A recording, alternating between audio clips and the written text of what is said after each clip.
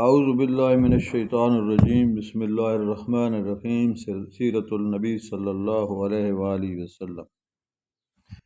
حضرت سلمہ بن عقو رضی اللہ عنہ چیتے کی سی تیزی سے دوڑے، یہاں تک کہ وہ حملہ آوروں تک پہنچ گئے۔ جو ہی انہوں نے حملہ آوروں کو دیکھا، ان پر تیر اندازی شروع کر دی۔ جب بھی تیر چلاتے تو پکار کر کہتے، لے سنبھال، میں ابن عقو ہوں۔ آج کا دن ہلاکت اور بربادی کا دن ہے۔ جب دشمن اپنے گھوڑے موڑ کر ان کی طرف رخ کرتے تو یہ اپنی جگہ سے ہٹ کر کسی دوسری جگہ پہنچ جاتے اور وہاں سے تیر اندازی شروع کر دیتے۔ یہ مسلسل اسی طرح کرتے رہے، دشمن کے پیچھے لگے رہے۔ دشمن ان کے تیروں کا شکار ہوتا چلا گیا۔ خود حضرت سلمہ بن عقو رضی اللہ عنہ کہتے ہیں، میں بھاگ کر ان میں سے کسی کے سر پر پہنچ جاتا، اس کے پیر میں تیر مارتا، وہ اس سے زخمی ہو جاتا، لیکن جب ان میں سے کوئی پیچھے مڑتا تو میں کسی درخت کے پیچھے چھپ جاتا اور پھر اس جگہ سے تیر اندازی کر کے حملہ آور کو زخمی کر دیتا یا پتھر ان پر گرانے لگتا۔ میری اس تیر اندازی اور پتھروں کی بارش سے وہ بری طرح تنگ آ گئے، یہاں تک کہ میرے تیروں کی بارش نے انہیں بھاگنے پر مجبور کر دیا۔ بھاگنے والوں نے 30 سے زیادہ نیزے اور اتنی ہی چادریں راستے میں گرا دیں تاکہ ان کا بوجھ کم ہو اور وہ آسانی سے بھاگ سکیں۔ وہ جو چیز بھی کہیں پھینکتے، میں اس پر پتھر رکھ دیتا تاکہ بعد میں ان کو جمع کر سکوں۔ غرض میں ان کے پیچھے لگا رہا، یہاں تک کہ سوائے چند ایک کے وہ تمام اونٹ جو رسول اللہ صلی اللہ علیہ وآلہ وسلم کے تھے پیچھے رہ گئے۔ دشمن آگے نکل گیا اور خود میں بھی ان کے تعاقب میں ان اونٹوں سے آگے نکل آیا۔ اس طرح میں نے حملہ آوروں سے تمام اونٹ چھڑا لیے۔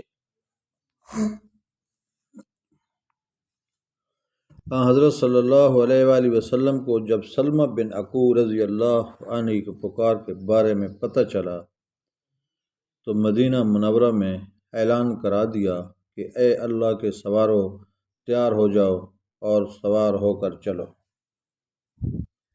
اس اعلان کے بعد گھڑ سواروں میں سے جو صحابی سب سے پہلے تیار ہو کر آئے وہ حضرت مقداد بن عمرو رضی اللہ عنہ تھے، انہیں ابن اسود بھی کہا جاتا ہے۔ ان کے بعد حضرت عباد بن بشر رضی اللہ عنہ آئے، پھر حضرت سعید بن زید رضی اللہ عنہ آئے، پھر باقی گھڑ سوار صحابہ حضور اقدس صلی اللہ علیہ وآلہ وسلم کے پاس پہنچ گئے۔ حضور اکرم صلی اللہ علیہ وآلہ وسلم نے حضرت سعید بن زید رضی اللہ عنہ کو ان کا سالار مقرر فرمایا اور حکم فرمایا، تم لوگ روانہ ہو جاؤ، میں باقی لوگوں کے ساتھ تم سے آ ملوں گا۔ چنانچہ یہ گھڑ سوار دستہ دشمن کی تلاش میں نکلا اور دشمن کے سر پر پہنچنے میں کامیاب ہو گیا۔ سواروں میں سب سے پہلے جو دشمن تک پہنچا، ان کا نام محدر بن فضلہ تھا، انہیں اخرم اسدی بھی کہا جاتا ہے۔ یہ آگے بڑھ کر دشمن کے سامنے جا کھڑے ہوئے اور بولے، اے ملعون لوگو، ٹھہر جاؤ، مہاجرین اور انصار تمہارے مقابلے پر نکل پڑے ہیں۔ اخرم اسدی رضی اللہ عنہ سب سے پہلے دشمن کے قریب پہنچ گئے، ان کی طرف بڑھنے لگے تو حضرت سلمہ بن عقو رضی اللہ عنہ نے اپنے مورچے سے نکل کر ان کے گھوڑے کی لگام پکڑ لی اور بولے، اے اخرم، ابھی دشمن پر حملہ نہ کریں، رسول اللہ صلی اللہ علیہ وسلم اور ان کے اصحاب کو آنے دیں۔ یہ سن کر اخرم اسدی رضی اللہ عنہ بولے، سلمہ، اگر تم اللہ تعالیٰ اور قیامت کے دن پر ایمان رکھتے ہو اور جانتے ہو کہ جنت بھی برحق ہے اور دوزخ بھی برحق ہے تو میرے اور شہادت کے درمیان سے ہٹ جاؤ۔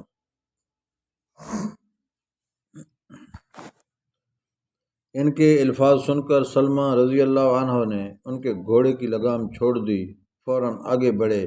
انہوں نے وار کر کے ایک دشمن کے گھوڑے کو زخمی کر دیا۔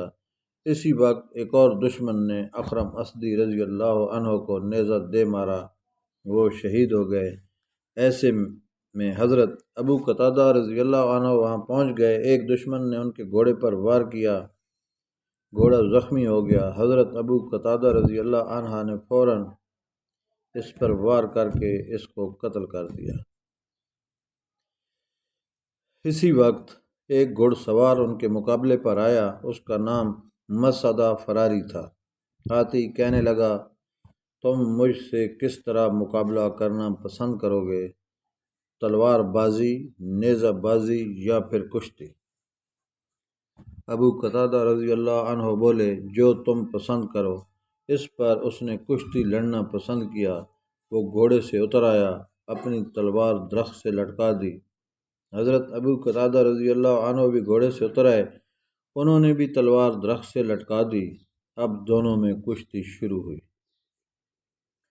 آخر اللہ تعالیٰ نے حضرت ابو قتادہ رضی اللہ عنہ کو فتح یاب فرمایا۔ انہوں نے درخت سے لٹکی تلوار کھینچ لی اور اسے قتل کر دیا۔ پھر انہوں نے مسعدہ کے بھتیجے پر حملہ کیا۔ اس نے خوفزدہ ہو کر باقی اونٹوں کو چھوڑ دیا۔ حضرت ابو قتادہ رضی اللہ عنہ اونٹوں کو لے کر لوٹے تو حضور اکرم صلی اللہ علیہ وآلہ وسلم تشریف لاتے نظر آئے۔ حضور اکرم صلی اللہ علیہ وسلم نے اونٹوں کو ساتھ میں دے کر فرمایا، ابو قتادہ تمہارا چہرہ روشن ہو۔ اس پر انہوں نے کہا، اے اللہ کے رسول صلی اللہ علیہ وآلہ وسلم، آپ کا بھی چہرہ روشن رہے۔ اس کے بعد آپ صلی اللہ علیہ وآلہ وسلم نے ان سے فرمایا، اللہ تم میں، تمہاری اولاد میں اور اولاد کی اولاد میں برکت عطا فرمائے۔ ایسے میں آپ صلی اللہ علیہ وآلہ وسلم کی نظر ان کی پیشانی پر پڑی۔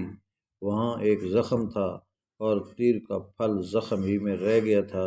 حضور نبی کریم صلی اللہ علیہ وآلہ وسلم نے تیر کا وہ حصہ آہستہ سے نکال دیا، پھر ان کے زخم پر اپنا لعاب دین لگایا اور اپنی ہتھیلی زخم پر رکھ دی۔ حضرت ابو قتادہ رضی اللہ عنہ کہتے ہیں، قسم ہے اس ذات کی جس نے آپ صلی اللہ علیہ وآلہ وسلم کو نبوت سے سرفراز فرمایا، آپ نے جو ہی زخم پر ہاتھ رکھا تکلیف بالکل غائب ہو گئی۔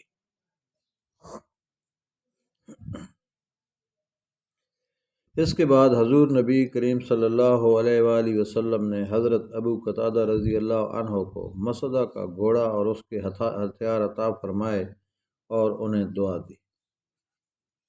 حضرت ابو قتادہ اور حضرت سلمہ بن عقوع رضی اللہ عنہما کے بارے میں حضور نبی کریم صلی اللہ علیہ وآلہ وسلم نے اس موقع پر فرمایا، ہمارے سواروں میں بہترین سوار ابو قتادہ ہے اور ہمارے پیدل مجاہدین میں بہترین پیدل سلمہ ہیں۔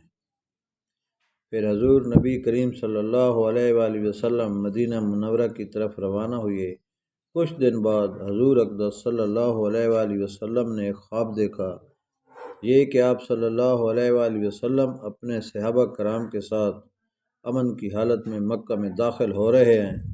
پھر عمرہ کے بعد آپ صلی اللہ علیہ وآلہ وسلم اور صحابہ نے بال منڈوائے ہیں اور کچھ نے بال کتروائے ہیں، اور یہ کہ آپ صلی اللہ علیہ وسلم بیت اللہ میں داخل ہوئے ہیں۔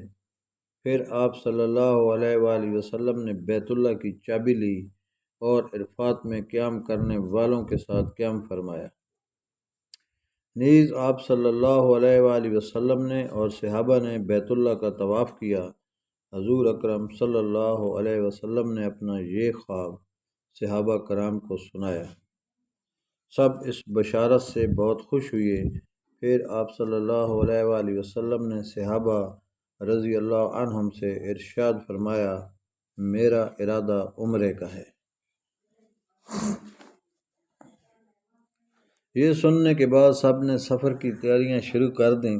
آخر ایک روز حضور اکرم صلی اللہ علیہ وسلم عمرے کے لیے مدینہ منورہ سے روانہ ہوئے۔